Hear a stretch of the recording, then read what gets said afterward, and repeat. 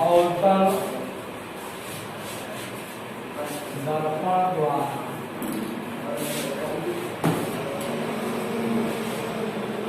प्रतिबिंब का बनना।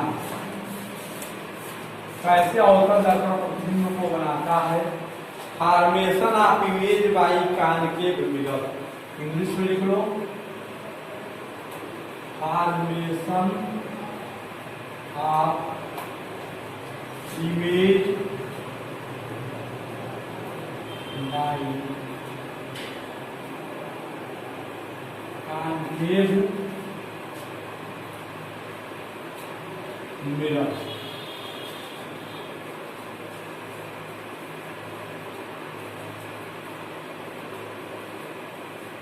वस्तु की भिन्न भिन्न स्थितियों, वस्तु की भिन्न भिन्न स्थितियों पर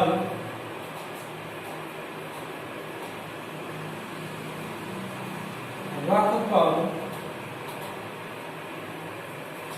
उससे चलने वाली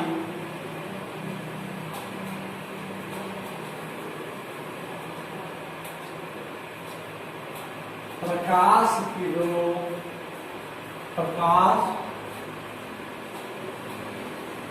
किरणों को अवतल दर्पण पर आपतित कराकर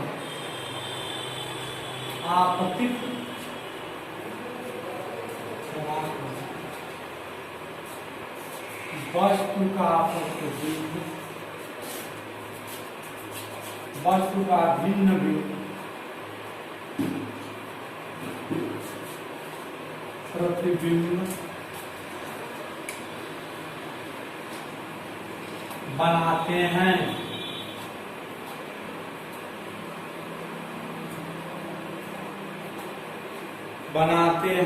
जैसे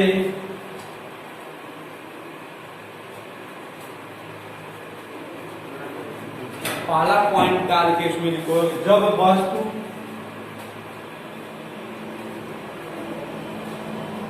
अनंत पर स्थित होती है, जब वस्तु अनंत पर स्थित होती है तो उससे होकर चलने वाली प्रकाश किरणें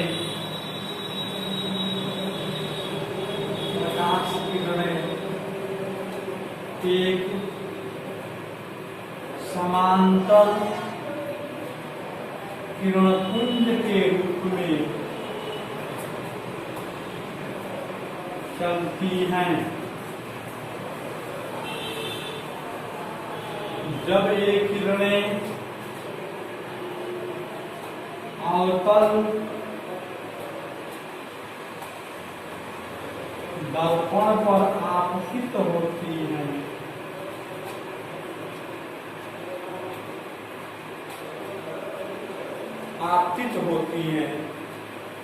तो लेंस को दर्पण के परावर्तक पृष्ठ से परावर्तित होकर दर्पण के परावर्तित होकर, हाँ यहां से लिखे ना, परावर्तित पृष्ठ से परावर्तित होकर, ठीक है, जो किरण फोकस से होकर आती है, ठीक है, फोकस से होकर आती है तो वे मुख्य अक्ष के समांतर हो जाती है, हो जाती है। या जो किरण वक्रता केंद्र से होकर आती है वो पुनः उसी मार्ग पर वापस लौट जाती है। देखिए उसी मार्ग पर वापस लौट जाती है। ये दोनों किरणें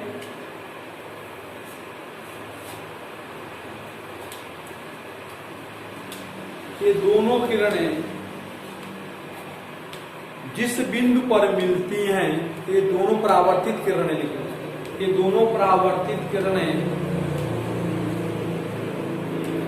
पुनः जिस बिंदु पर मिलती हैं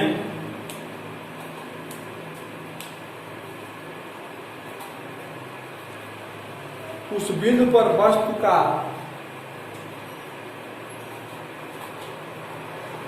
प्रतिबिंब बनता है या प्राप्त होता है।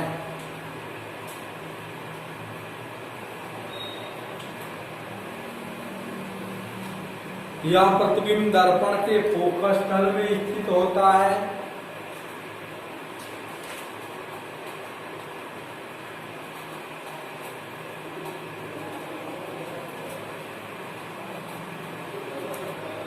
तथा प्रतिबिंब की स्थिति वास्तविक उल्टा व वस्तु से बहुत छोटा होता है।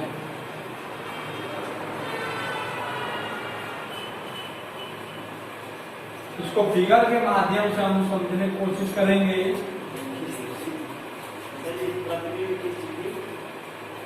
वास्तविक उल्टा व वस्तु से बहुत छोटा होता है। तो यह माना गया है या मतलब रिसर्च के द्वारा पाया गया है कि अनंत से चलने वाली प्रकाश किरणें एक दूसरे के समांतर चलती हैं, प्रकाश पुंज की समांतर प्रकाश पुंज के रूप में चलती हैं।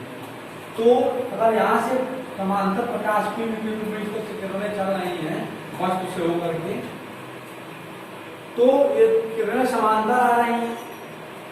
तो जो किरण फोकस से होकर के हमारे वक्रता केंद्र सी होगा और इस ध्रुवी है, तो ध्रुवी और वक्रता केंद्र सी के बीच में कहीं कहीं फोकस होगा, तो मान लो फोकस हुआ है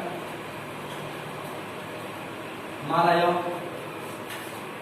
ठीक है, फिगर बनाने की बात है। फिगर बनाने यहाँ थोड़ा वो इसको फोकस बनाने होगा।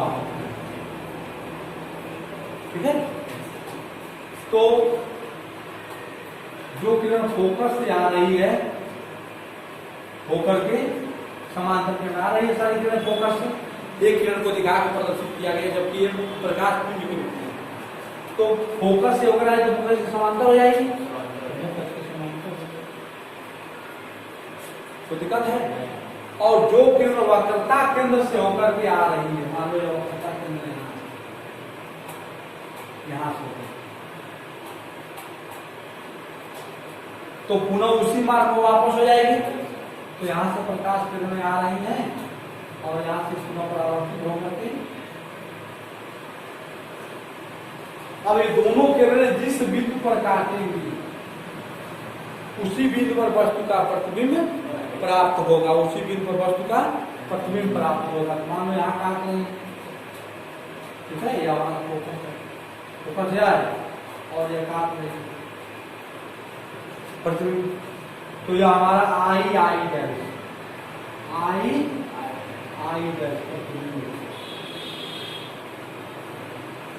प्रतिबिंब। तो दिक्कत, अब यह देखो प्रतिबिंब की स्थिति क्या है, या इसका मुख इस तरह से है, मतलब ऊपर की ओर, या नीचे की ओर, मतलब यह सीधे ऊपर है तो नीचे उल्टा।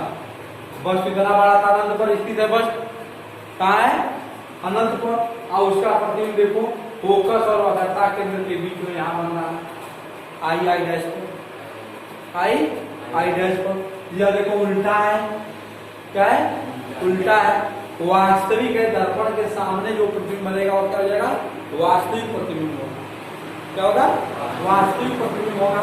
और छोटा है वस्तु से, वस्तु इतना बड़ा है तो उसका प्रतिबिंब क्या है, छोटा है ना। तो उल्टा वास्तविक तथा छोटा प्रतिबिंब प्राप्त होता है जब वस्तु अवतल दर्पण के सामने अनंत पर स्थित होती है ना। ठीक, बहुत अच्छा। जब वस्तु वक्रता केंद्र तथा अनंत के बीच स्थित होती है जब वस्तु वक्रता केंद्र तथा वक्रता केंद्र में सी तथा अनंत पर स्थित होती के बीच स्थित होती है।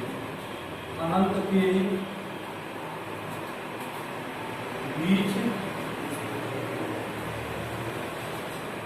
स्थित होती है तो उससे होकर चलने वाली प्रकाश किरणें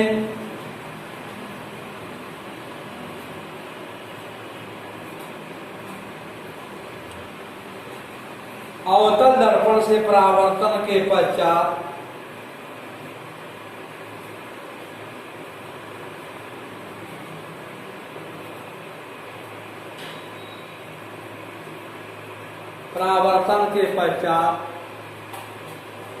जो किरण फोकस से होकर जाती है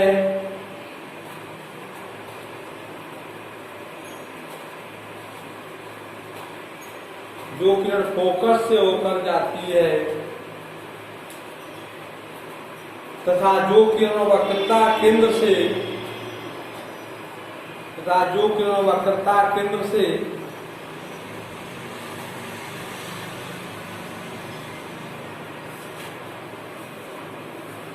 होकर जाती है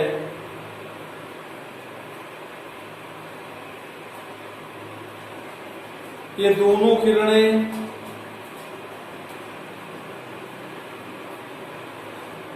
जिस बिंदु पर मिलती हैं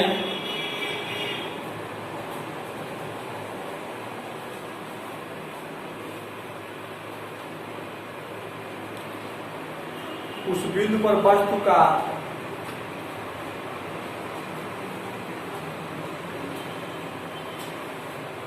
वास्तविक उत्तरदाता वस्तु से छोटा वास्तविक उल्टा तथा वस्तु से छोटा प्रतिबिंब प्राप्त होता है।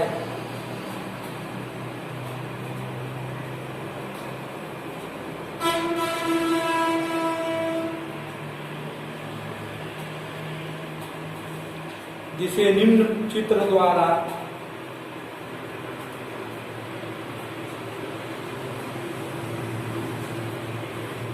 दर्शाया गया है।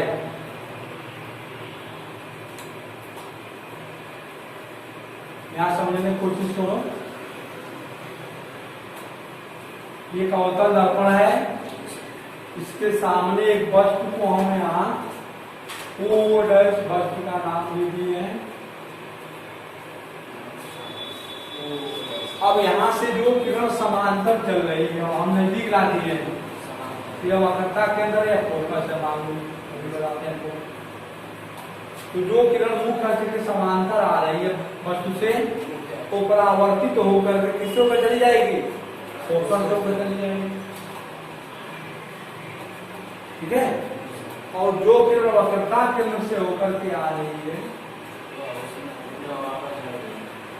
हाँ पुनः उसी मार्ग पर वापस हो लेगी, है ना। अब इस प्रकार हमारा जिस बिंदु पर ये दोनों किरणें काटती हैं, ठीक है, तो वक्रता केंद्र यह है, अब फोकस यह है, मुख्य फोकस के बीच में वस्तु का यहाँ प्रतिबिंब प्राप्त आई डैश के नाम से इसे यहाँ हम इसको ध्यान देते हैं। यह वस्तु है, यह हमें प्रतिबिंब प्राप्त है। अभी अनंत पर जब वस्तु स्थित था तो उसका प्रतिबिंब फोकस में बना था, और जैसे जैसे वस्तु इधर आ रही है, अभी वस्तु कहाँ जा रही है, इधर जा रही है। ठीक है, तो बनाओ इसको बढ़ा दो। वस्तु वक्रता केंद्र पर स्थित हो, कितना पॉइंट हमारा है, जब वस्तु वक्रता केंद्र पर स्थित हो,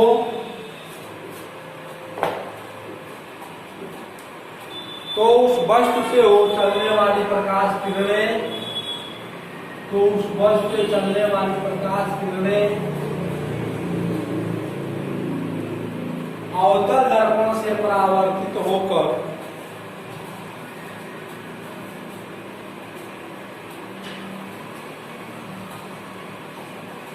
अवतल दर्पण से परावर्तित होकर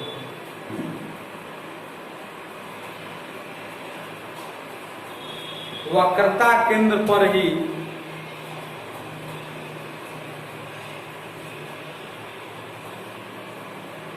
वक्रता केंद्र पर ही वस्तु का प्रतिबिंब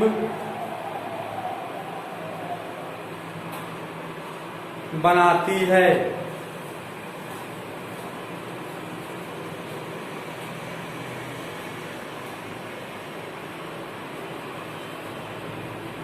यह प्रतिबिंब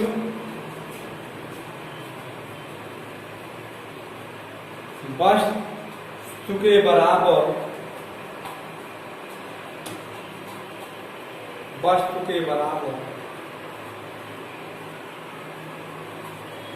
ही बनता है तथा उल्टा वस्तु के बराबर उल्टा बनता, वही लिख दो उसी में जो पहले लिखे थे। हाँ वही कई को क्या लिखोगे ना, जितना शब्द आता है लैंग्वेज उसी पर लिखा देते हैं ना। समझने की बात समझो, लिखने को मत जाओ, समझो। लिखने का तो पूरा कम्पिया भर दोगे, अरे समझोगे कोई मतलब नहीं। तो अगर वक्रता केंद्र हमारा फोकस है और वक्रता केंद्र है, तो वक्रता केंद्र पर वस्तु स्थित है सी पर। क्या है? ये हमारा वक्रता केंद्र सी देखो, बोल चुका है, नाम है, ठीक है। तो यहाँ से प्रकाश किरणें चल रही हैं, तो मतलब ये है जब एक जानते हो बड़ा वाला, ठीक। तो चलो ऑन करोगे खाना है। तो मुख्य अक्ष के समांतर जो किरणें चल रही हैं वो फोकस होकर चली जाएंगी, कोई दिक्कत। और जो किरण फोकस से होकर के आ रही है, मतलब यहाँ मान लो है